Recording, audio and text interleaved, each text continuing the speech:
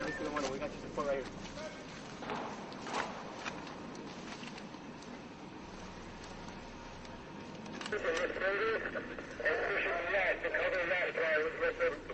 Roger. Hey, let's get some bodies to go support Redneck.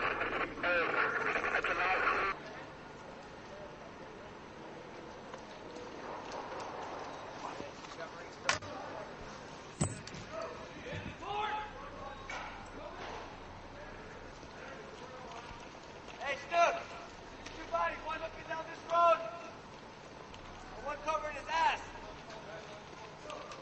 We have brothers on the other side.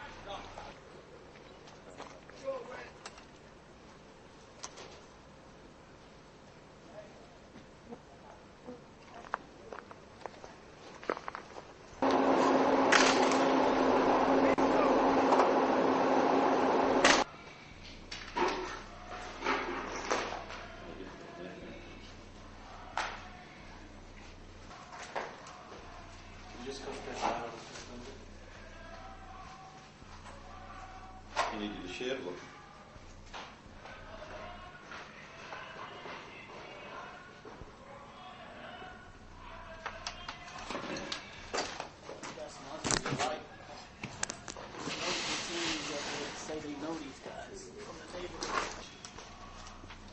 You want the light and the rifle, Jeff? Oh yeah, that's good.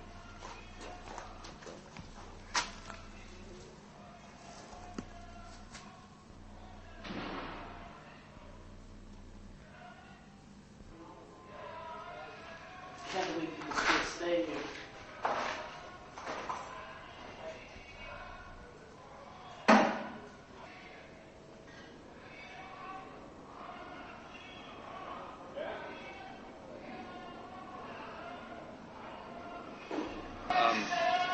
On the team that's dealing with the site.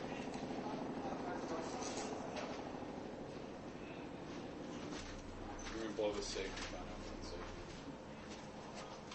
You guys get shots in the body. This place looks like it was a normal house, but you guys can interview. Oh, Yeah, just what you could. Hey, Rob, they're going to put a satchel charge on that bitch. All right. The site was found by a 2nd Platoon from Kilo Company approximately 90 minutes ago.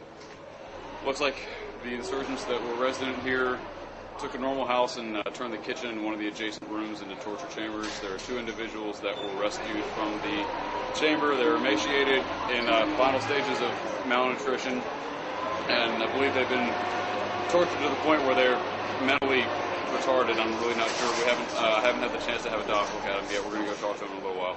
There are 2 individuals in there that have been executed, shot in the back of the head twice.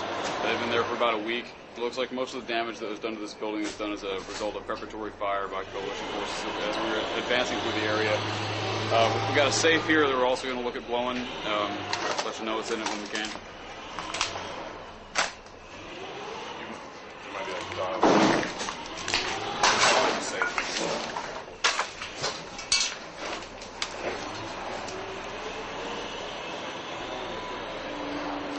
So, can you talk us through what happened today on the mission? Well, today we're pushing further and further south into the city, and we had to clear some houses out before we got to this compound that we're sitting in right now. Yesterday, artillery and air, they pretty much pounded this place out to soften it up for us. We were expecting a heavy contact in here.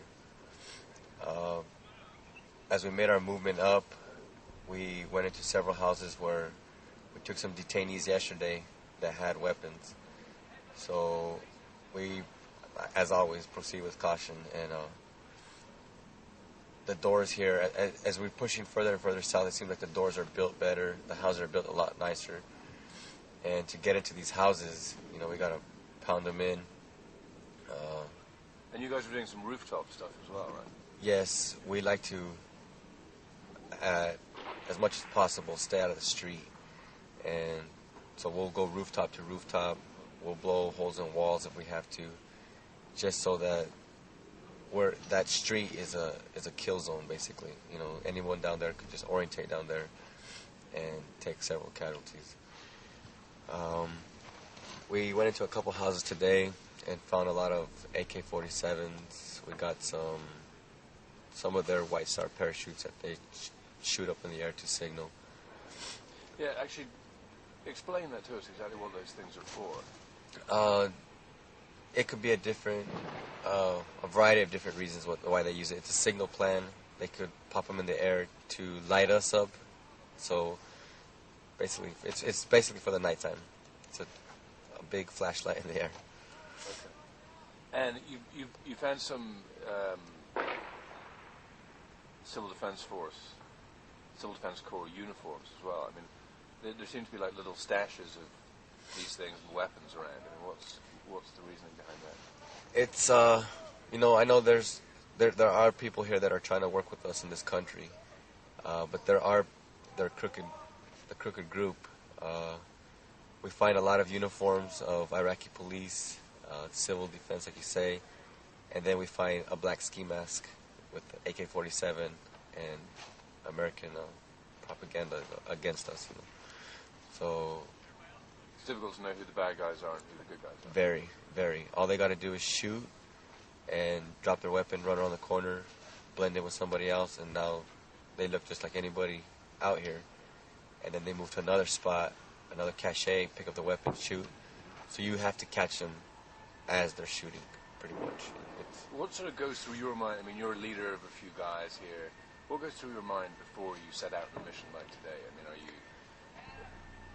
I mean, I'm very confident in my men. We've trained hard to get up to this point, and they understand what I want when it needs to get done.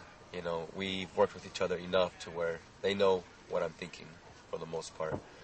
But every time we go, it's 360 degrees around here that you can take fire from the rooftop, ground level, second story. We haven't ran into any subterranean areas. The thing that runs through my mind is, are we going to come out of this next mission and take care of that one first, and then we can worry about the next mission.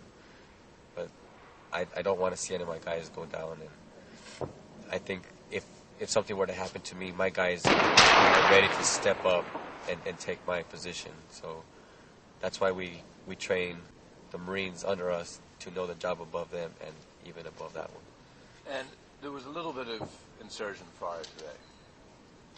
We taken fire pop shots from high ground and whatnot, but it's not very accurate. They do have their snipers, but we've been pretty good. Just pop shots, like I say. I mean, do you think you're going to meet a more organized, larger resistance the further you go? They say, the outskirts is just lined up with the thugs, I guess I could say. And then as we get further and further in, there's more disciplined forces that we're supposed to meet. But whoever it is, we're going to take care of them.